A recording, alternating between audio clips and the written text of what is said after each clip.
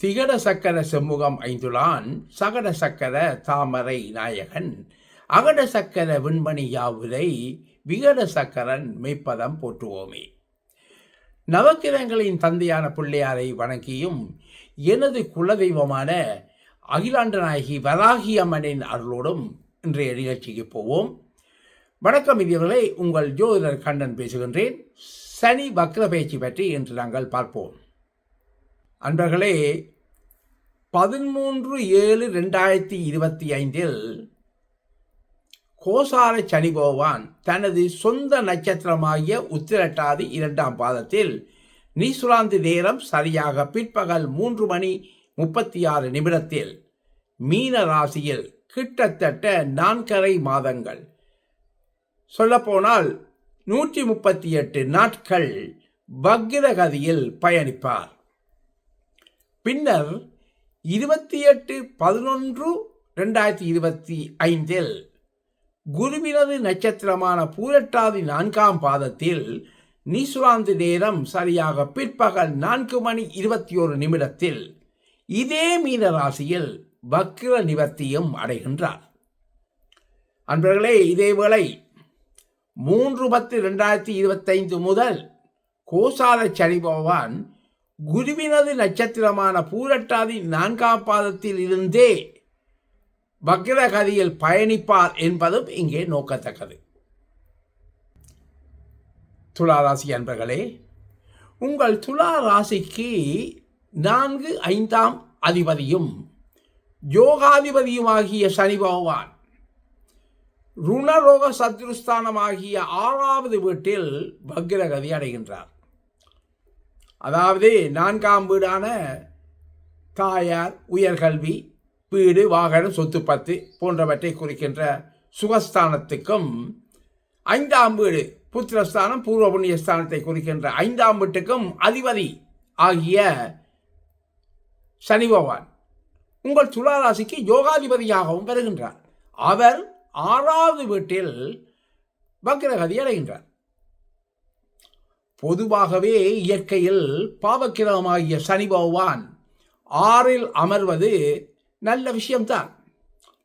நோய் நொடி, பகை, எதிர்ப்பு, வம்பு, வழக்கு போன்றவைகள் உங்களை வந்து அணுகாது, அல்லது அவற்றால் பெரிய அளவில் பாதிப்புகள் வராமல் எம்மை பாதுகாத்துக் கொள்ள முடியும்.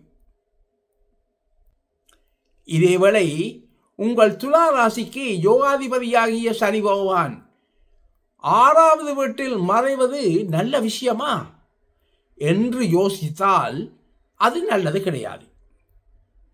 இதே சமயம் சனி பகவான் இயற்கை பாவர், இயற்கையில் ஒரு கெட்ட கிரகம், பாவக்கிரகம் என்ற முறையில் உபஜயஸ்தானமாகிய 6வது வீட்டில் இருப்பது நற்பலன் தருகின்ற அமைப்பாகும்.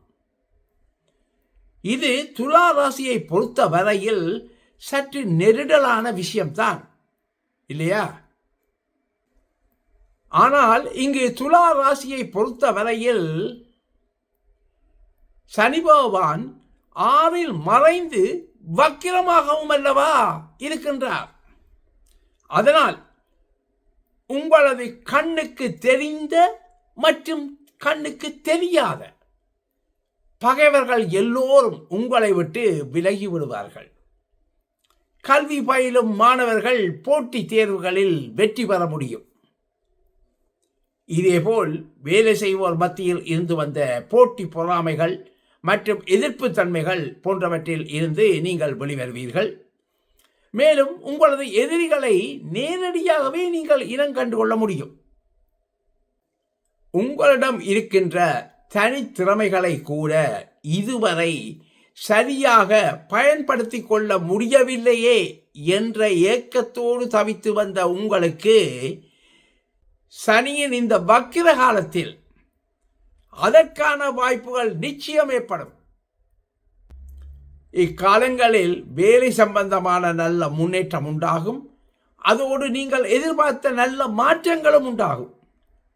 அந்த மாற்றமானது வேலையில் ப்ரமோஷன் அல்லது இன்கிரிமெண்ட் ஆக இருப்பதற்கு வாய்ப்புகள் அதிகம். நல்ல தன்னம்பிக்கையோடும் துணிவோடும் செயலாற்றுவீர்கள். அதனால் வேலை செய்யும் இடத்தில் நல்ல சூழ்நிலை உங்களுக்கு சாதகமாக அமைந்துள்ளது. இதேவேளை அன்பர்களே, வேலைக்காக வெளிநாடு செல்லும் உங்களது முயற்சிகள் வெற்றி தரும். ஆனால் நீங்கள் எங்கு வேலை செய்தாலும் கூட ஒர்க் லோட், ஒர்க் ப்ரெஷர் அதிகமாகவே தான் காணப்படுகின்றது, அதிகமாகவே தான் இருக்கும்.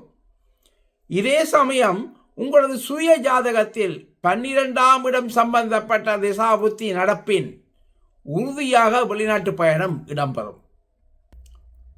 அன்பர்களே, இதே சமயம் உங்களது துலா ராசிக்கு 3வது வீட்டை வக்கிர சனியும் குருவும் ஒரு சேர பார்வை செய்வதனால் உங்களது புதிய முயற்சிகள் மற்றும் புதிய ஒப்பந்தங்கள் யாவும் வெற்றி தரும். அன்பர்களே, 8வது வீட்டையும் வக்கிர சனி பார்வை செய்வதனால் இழந்த கடன்களை மீளப் பெறுவீர்கள். அன்பர்களே, முக்கியமாக உங்கள் சுய ஜாதகத்தில் சனி பகவான் வக்கிரகதியில் இருப்பின் அல்லது மீன ராசியில் சூரியன் சந்திரன் தவிர்ந்த ஏனைய பல கிரகங்களில் ஏதாவது ஒரு கிரகம் வக்கிரகதியில் இதே மீனராசியில் இருப்பின் உங்களுக்கு நற்பலன்களின் அளவு கூடுதலாகவும் வேகமாகவும் கிடைக்கும். சரி நேயர்களே, துலா ராசிக்கான வக்கிர சனியின் பொது பலன்கள் கேட்டீர்கள். மீண்டும் சந்திக்கும் வரை அன்பு வணக்கம் கூறி விடைபெறுவது நியூசிலாந்திலிருந்து உங்கள் ஆஸ்ட்ரோ கண்ணன். வணக்கம் நேயர்களே.